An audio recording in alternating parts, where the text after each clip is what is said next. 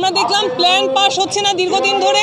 যে মানুষেরা প্ল্যান পাসের দাবিতে আন্দোলন করছেন, গতকাল তাদের উপরে হামলা করার ঘটনা আমরা জানতে পেরেছি। বরিশাল সিটি কর্পোরেশনের প্ল্যান অনুমোদনে জটিলতা ও হয়রানির প্রতিবাদে বরিশাল নাগরিক অধিকার আন্দোলন একটি অবস্থান কর্মসূচি এবং সমাবেশের আয়োজন করেছে। মঙ্গলবার সকাল 11টায় নগরীর অশ্বিনী কুমারের সামনের সড়কে এই সমাবেশ অনুষ্ঠিত হয়।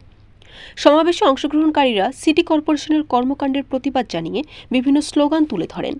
তারা স্লোগান দেন, প্ল্যান অনুমোদক নিয়ে টালবাহানা, মানি না মানব না, সিটি কর্পোরেশনের স্বেচ্ছাচারিতা বন্ধ করতে হবে এবং যতদিন না সুষ্ঠু প্ল্যান অনুমোদন ততদিন শান্তিপূর্ণ প্রতিবাদ চলবে। সমাবেশে প্রধান বক্তা হিসেবে বক্তব্য দেন বাংলাদেশ সমাজতান্ত্রিক দলের সদস্য সচিব ডক্টর মনীষা চক্রবর্তী। তিনি তার বক্তব্যে বলেন, সিটি কর্পোরেশনের স্বেচ্ছাচারিতা ও প্রশাসনিক দিক থেকে যে অব্যবস্থা চলছে তা দ্রুত সমাধান করতে হবে। নগরবাসী তাদের মৌলিক অধিকার থেকে বঞ্চিত হচ্ছে।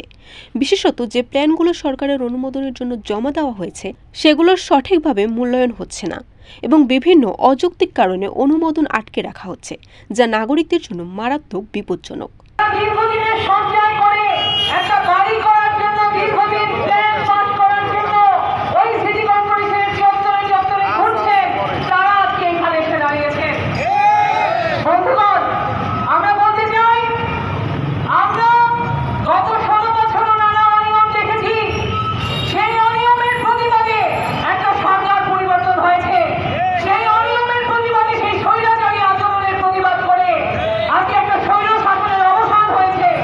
ডক্টর মনীষা চক্রবর্তী আরও বলেন, সিটি কর্পোরেশনের এই অস্বাভাবিক দেরি ও দুর্ব্যবহার কারণে নগরবাসীর জীবনযাত্রা মারাত্মকভাবে ক্ষতিগ্রস্ত হচ্ছে। আমাদের আন্দোলন তীব্র হবে যদি আমাদের অধিকার না দেয়া হয়।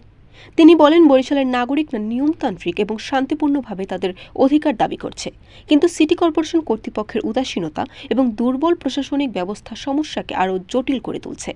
আমরা এই অব্যবস্থার প্রতিবাদ করছি এবং প্রশাসনকে অনুরোধ জানাচ্ছি দ্রুত কার্যকর পদক্ষেপ নিতে। এরপর সমাবেশে উপস্থিত বিভিন্ন রাজনৈতিক দলের নেতৃবৃন্দ এবং সুশীল সমাজের প্রতিনিধিরাও বক্তব্য দেন। তারা জানান, বরিশালের সিটি কর্পোরেশন কর্তৃপক্ষের দায়িত্বহীনতা শহরের উন্নয়ন কর্মকাণ্ডে প্রতিবন্ধকতা সৃষ্টি করছে এবং এই পরিস্থিতি মোকাবেলা করতে হবে।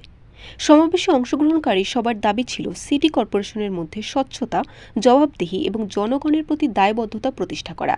তারা আগামী দিনে আরও বড় পরিসরে আন্দোলন গড়ে তোলার ঘোষণা দেন। বরিশাল.নিউজ।